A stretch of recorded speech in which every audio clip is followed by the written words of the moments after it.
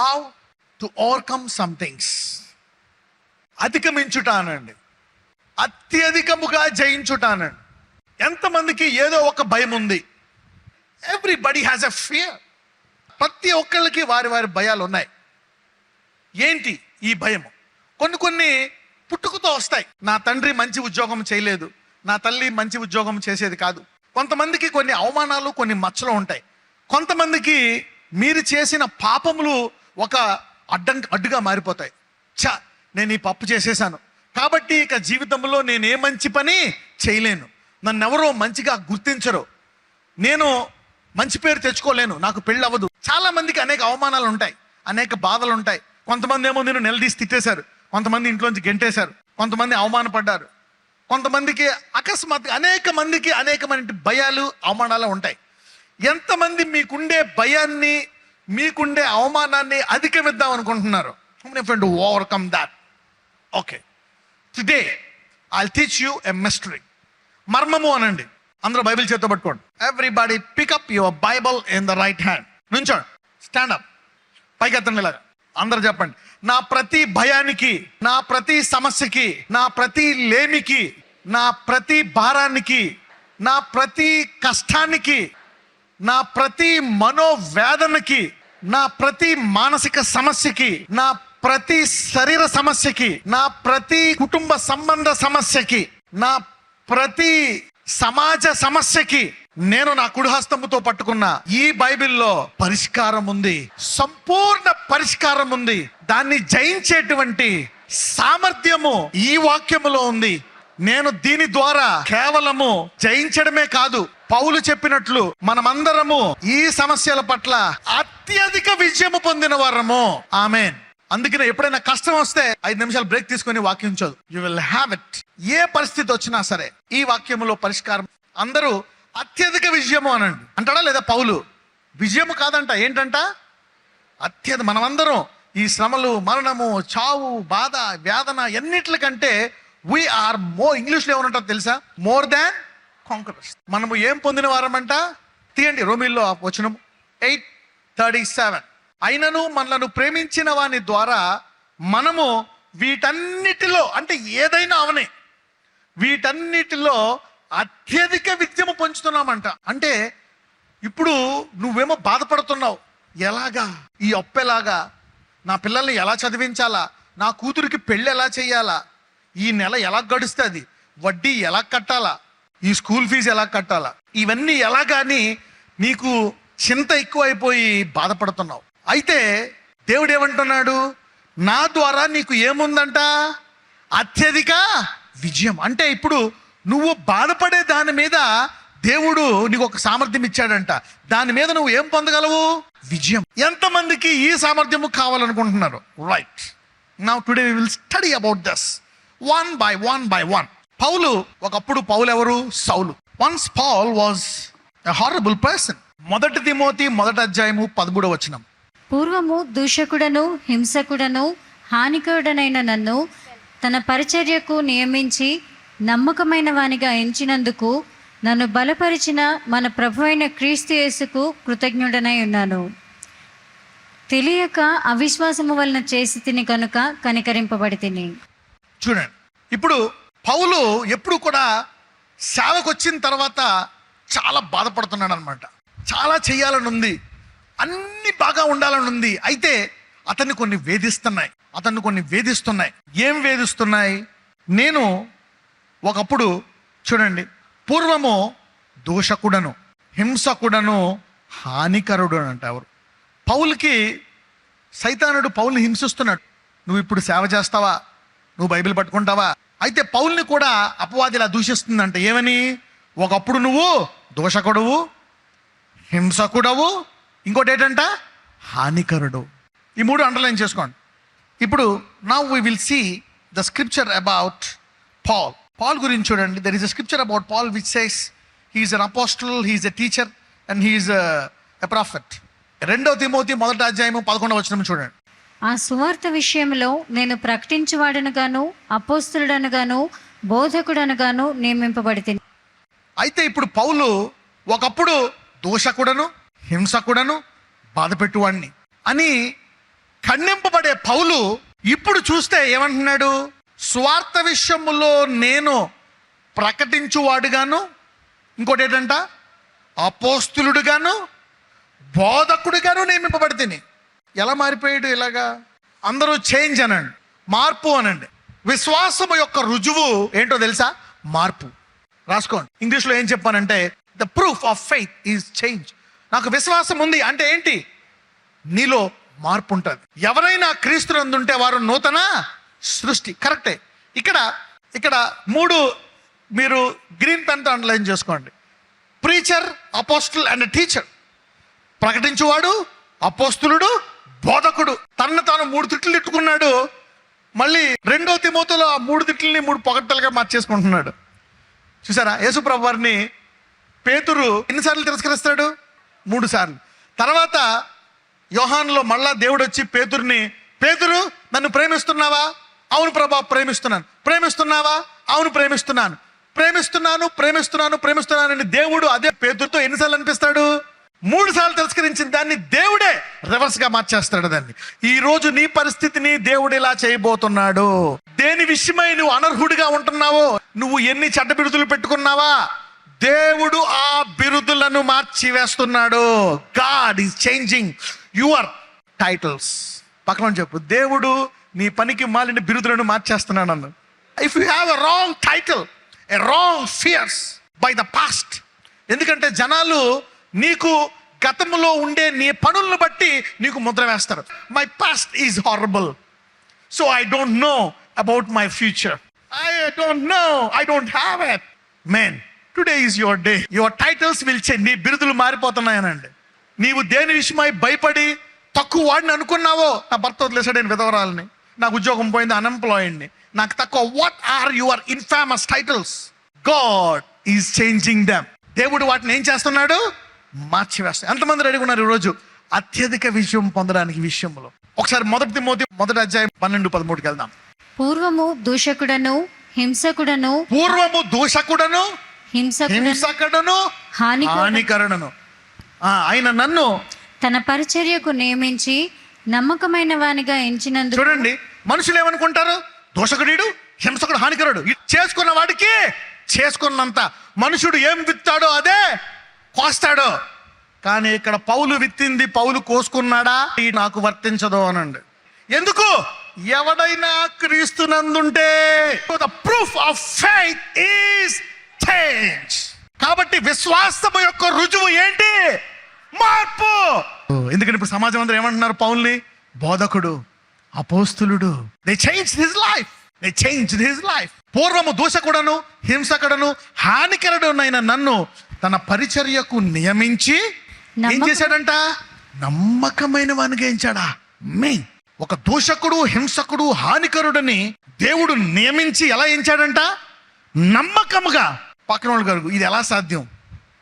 కానీ దేవుడు అలాంటి వారిని నియమించి నమ్మకమైన వానిగా ఎంచుతున్నాడంట. అంటే ఏంటి?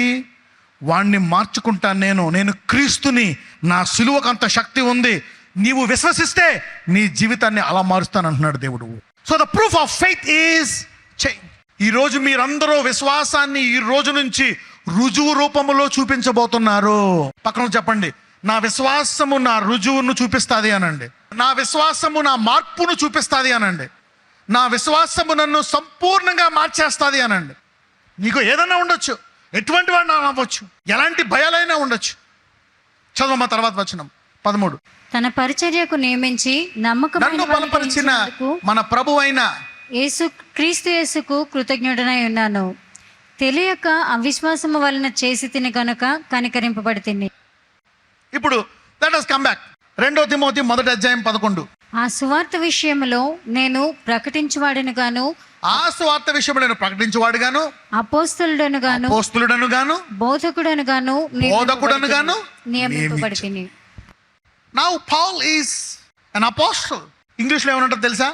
I am appointed a preacher, apostle and a teacher. అపోస్తులు అంటే ఏంటో తెలుసా? మహాద్భుతాలు జరిగించేస్తాడు దేవుడు అతని ద్వారా. టీచర్ అంటే బోధిస్తాడు. ప్రీచర్ అంటే అనేకులకు చెప్తాడు సువార్త విషయమై. ప్రీచర్ అంటే ఎవరు? విశ్వాసములోకి తీసుకొచ్చే వాళ్ళని ఏమంటారు? ప్రీచర్స్ అంటారు. టీచర్ అంటే ఏంటి? నిన్ను మహిమ నుంచి అధిక మహిమకు తీసుకొచ్చి నిన్ను విశ్వాసములో స్థిరపరిచే వాళ్ళని ఏమంటారు? టీచర్ అంటారు, పాస్టర్ అంటారు. ఓకే, ఎంతమందికి అర్థమైంది ఇది? Yeah, preacher and A teacher. A preacher is who will preach about Christ. దేవుడు తెలియని వాళ్ళకి మరి యేసు గురించి బోధిస్తూ వారిని విశ్వాసములోకి నడిపించడాన్ని ప్రీచింగ్ అంటారు. విశ్వాసములో ఉన్న వారిని నువ్వు కృంగిపోకుండా నువ్వు బలపడి విశ్వాసములో ఎదగాలి, అపోస్టలిక్ కాలింగ్ అంటారు. You see that now? So that's higher level miracles. Okay, మీరందరికీ ఈ 3 వరాలు వచ్చును గాక. దేవుడు పక్షపాత? నో. ఒకళ్ళకి చేసింది ఎంతమందికి చేయగలడు? నువ్వు అనుకోవచ్చు. ఇప్పుడు ఇంత మార్పు పౌల్లో రావడానికి కారణం ఏంటి? ఎంతమంది తెలుసుకుందాం అనుకుంటున్నారు ఈ కారణం? ఇది మర్మము అనండి. చూడండి, every man of great faith has seen something what others did not see. Every man of great faith has received something or has been shown something what others were not shown. ప్రతి గొప్ప విశ్వాసి ఇతర విశ్వాసులు చూడనిది అతనికి దేవుడు చూపించాడు. ప్రతి గొప్ప విశ్వాసికి ఇతర విశ్వాసులకు చెప్పనిది దేవుడు అతనికి చెప్పాడు. ఎంతమందికి అర్థమైంది ఇది? రైట్. ఇప్పుడు అబ్రహాం ఎవరు? విశ్వాసులకు తండ్రి.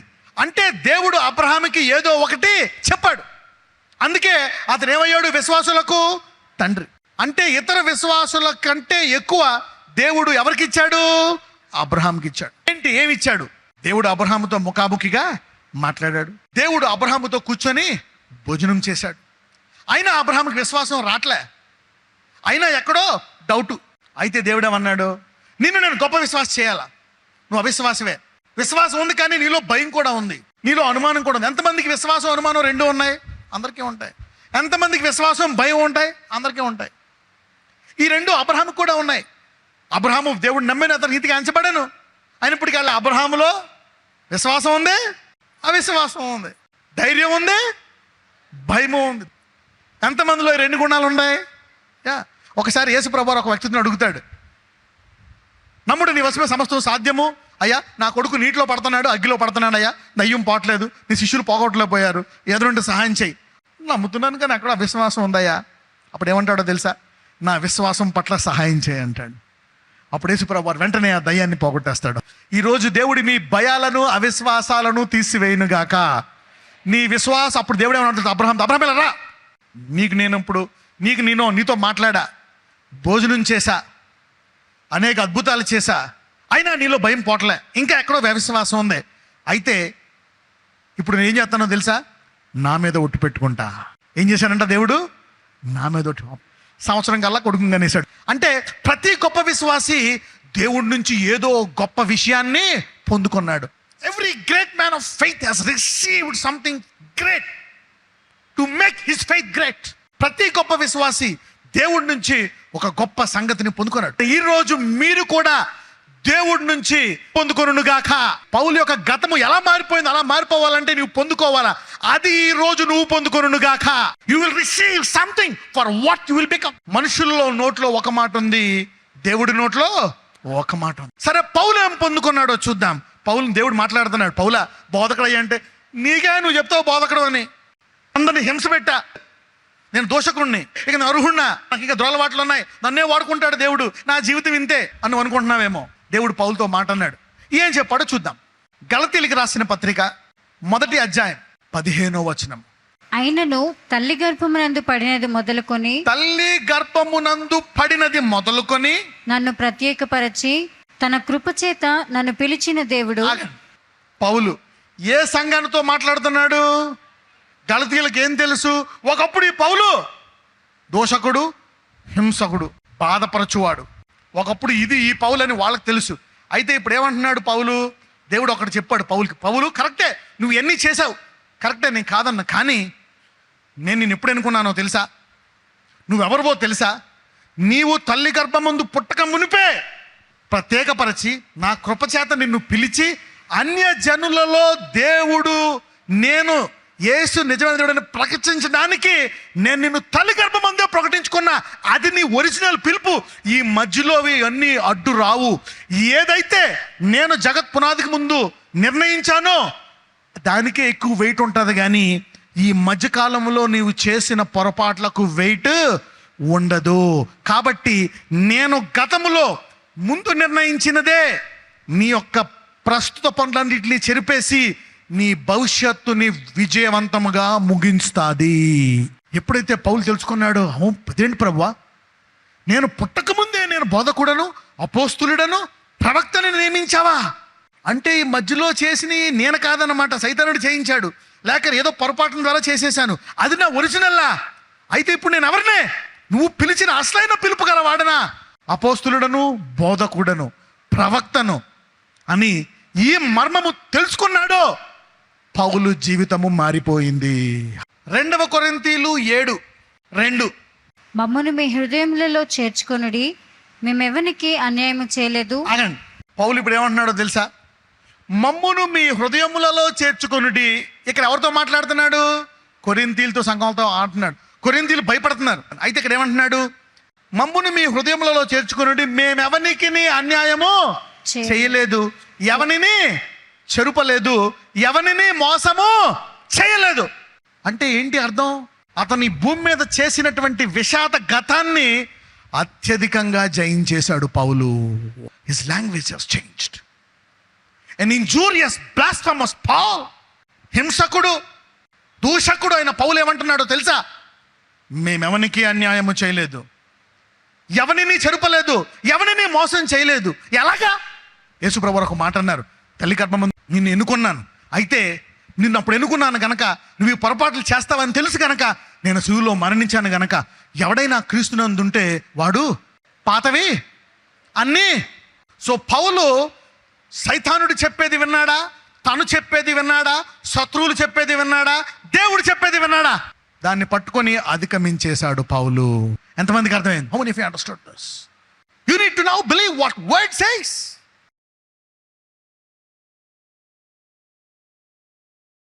యేసయ్య ప్రతి రోగాన్ని ఈరోజు నువ్వు తీసి, ఆ క్యాన్సర్ రోగం, ఎయిడ్స్ రోగం, బీపీ, షుగర్, థైరాయిడ్, టీబీ, తలనొప్పి, సైనస్, మైగ్రేన్, నిద్రలేమి, కన్ను, చెవు, ముక్కు, గొంతుకు, నడుము నొప్పి, మోకాలు నొప్పి, నరాల బలహీనత, వాటిని బయటికి రమ్మని ఆజ్ఞాపిస్తున్నాను. తల నుంచి అరికాలు వరకు బలహీనతను తీసివేసి బలముగా వాటిని చేయమని ప్రార్థిస్తున్నాను. Lord strength into their body, power into their body. వారి జీవితంలో నూతనమైన అభిషేకాన్ని, నూతనమైన స్వస్థతను నూతనముగా పుట్టించండి. నాజరేయుడైన యేసు నామమున ప్రార్థిస్తున్నాము తండ్రి, ఆమేన్.